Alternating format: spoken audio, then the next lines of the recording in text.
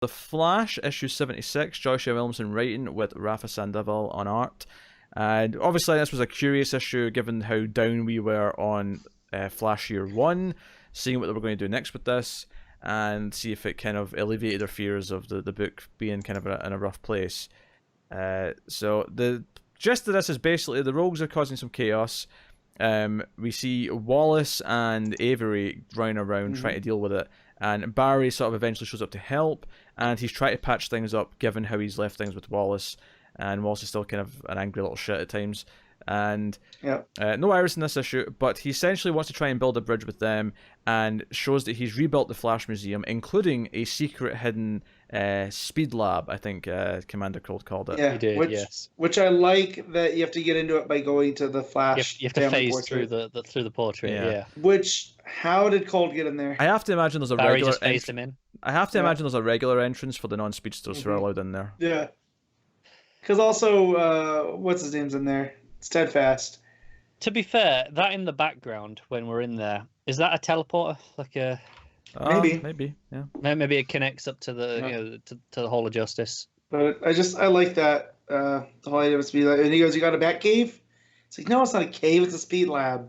But it's essentially Barry's bat cave now. Yeah, but it has sunlight. Yeah. This is true. But we're saying bat cave not as an actual cave, but as no, I know. I just want to be clear that Barry has sunlight, unlike Bruce. Sure. Yes. This is true.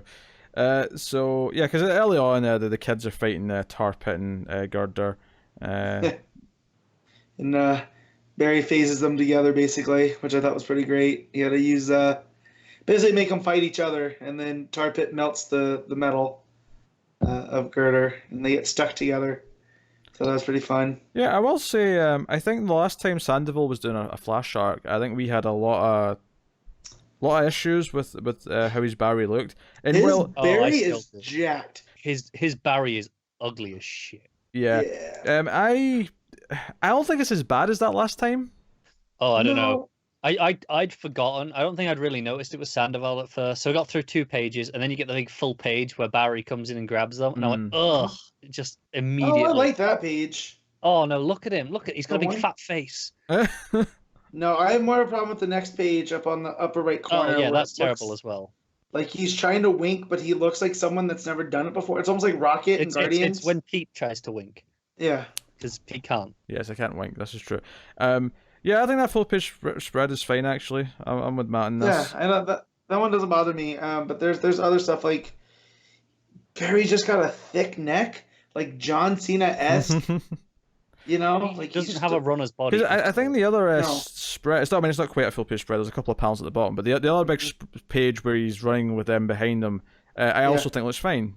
You know, again, I think Barry's way too huge, and I think it looks ugly for Barry to be like that. Where he's always traditionally he's a lot slimmer.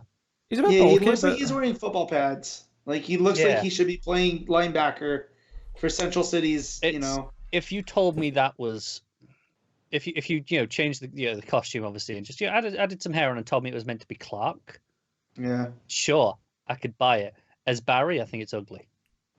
I don't think that page is ugly. I think there's a lot of the smaller panels where you're seeing more of his full shape suffer a lot more from a weird body proportion. The thick neck, as Matt pointed out. We get to see Heatwave causing chaos and almost getting done in by the cops, but Captain Cole shows up to save him, who's got a new outfit and new tech. It almost looks like he's got his ice powers back from New 52, but as he points out, this is just the tech that Luthor gave him. He's just got ice gauntlets now. Yeah. He's got like a black hood kind of vibe. Heatwave gets a giant flame cannon. I'm sure he's gonna have fun with that. Yeah, it looks like a Nerf gun, but that shoots fire. It looks cool. You know, like this big, overly done flamethrower. Yeah. But yeah. I'm happy to see those two back together. Oh yeah, sure, for sure. And then at the end of the issue, Black Flash appears, and of course they set up for the kids to explain who this is. Neat way of giving the exposition, because not everyone might know who Black Flash is or why he shows up.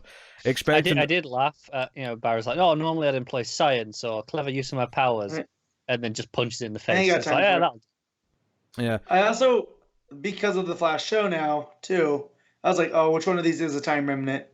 Because that's what this means. Yeah. So yeah, because it's basically okay. So someone's going to die then. That's why he's here. But the twist is that it's not in the speedsters. It's actually Steadfast that Black Flash is after.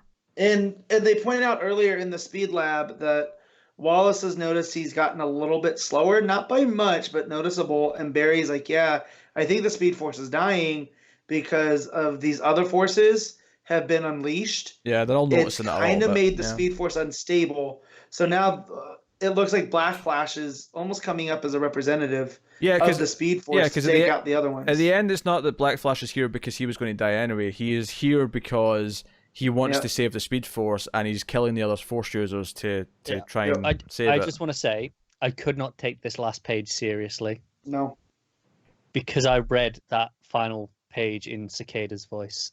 Cicada's voice? Yeah, it's because he says new forces must die, and it was the same cadence. So new forces will die. Yeah, it was the same cadence, and I couldn't help but read it like that. Yeah, what did we think of the Flash there? Because we were all really down on the last arc. How did we feel about this issue? I'm feeling fatigue, and I like Williamson a lot. I'm feeling fatigued on this storyline. Like, yeah, I've never been super hot on the forces in general, like all of them. I think I've been on record as thinking it's a bit too much. And Speed Force is dying. It's hard to care because it'll be sorted by the end of the arc, I'm sure. Yeah. So that's why I'm so excited for Batman and Superman, is because it's different. Something fresh from him. Yeah, like he's been on Flash for so long that this just makes sense.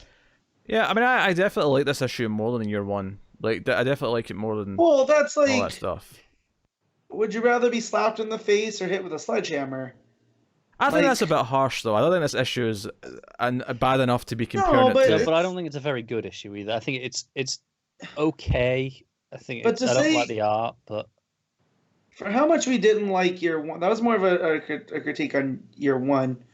That to say it wasn't as bad as year, it's like, there's very little from this Flash. Okay, yeah, but the point I make is I don't think it's a bad issue either, though. Like, I think it's a fine issue.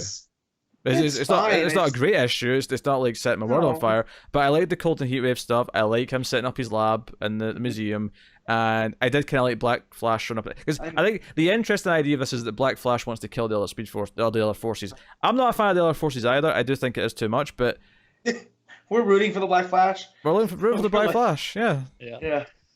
So what I will say as well is, year one only went on 3 months. Yeah. Yeah, when the start of this issue is referencing all the things that happened in the handful of issues before that, and every single time I'm like, oh yeah, that's where we were before year one. I'd forgotten like kind of all of these beats because it feels like it's been so long, even though it's only been 3 months. It's been 6 issues.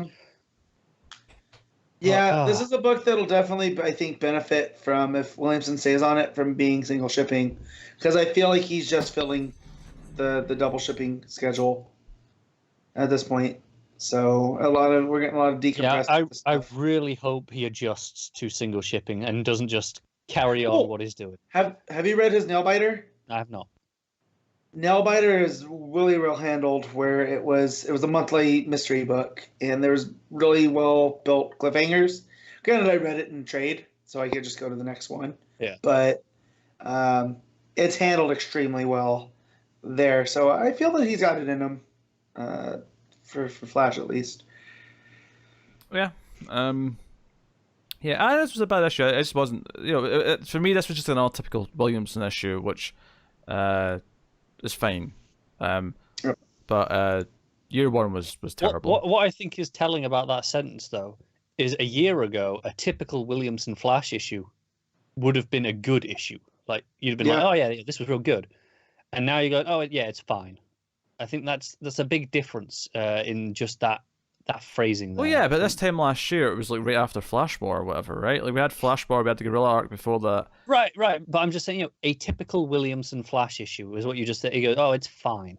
That, to me, is quite disappointing to just say that. when a year No. ago. Well, yeah, but a typical Williamson Flash issue is much better than the standard that's just been reset by year one, which was this gutter But no, quality. we always say that this is the most consistent DC book since Rebirth, and consistent at this point is, yeah, it's fine.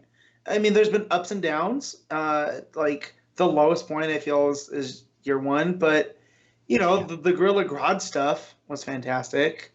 And that was up there. You know, when he introduced Avery, was up there. Like, so yeah, I think typical Williamson is, yeah, it's good. Yeah. So. And there was always just fine issues in between those big things before. That's what this issue feels like to me. It just feels like one of them, which we did have this entire run.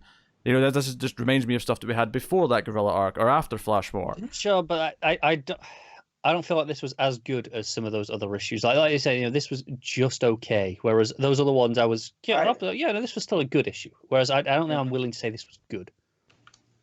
Yeah, this reminded me that we did the Dark Speed Force thing, which I'm sure that'll rear back up. On the negative Speed Force. The negative Speed Force. I think the comparison here is weird because I'm saying it's a typical Williamson issue. I'm not comparing it to the best of the stuff that we really liked last year. I'm comparing it to the stuff in between that good stuff where we were just like, this is fine. Yeah, and I'm with Pete. I just think like typical Williamson is just good. Like it's a good read. I'm talking about, I spent money on it. Yeah, I'm talking about the issues where he was chasing Trickster, you know, a few months ago or whatever. Like, yeah, those issues were fine. This is also fine. Like, no, I get what you say. I think for me, this issue isn't as good as some of those issues that we had. You know, probably like those issues before issue 50 or so. You know, when we had these issues kind of here or there. Those I would have said were still, even those those in between the big arcs, I liked more than I did this. Okay, Connor's determined to be negative as possible, so he's achieved negativity. We can move on. Yeah. Matt, what would you like to rate The Flash? I'm gonna give it 7.5 because it's just good enough. Connor, I'm giving it a 6. I'm giving it a 7. I think it was good. It was fine. It wasn't great, but it was much better than the last arc.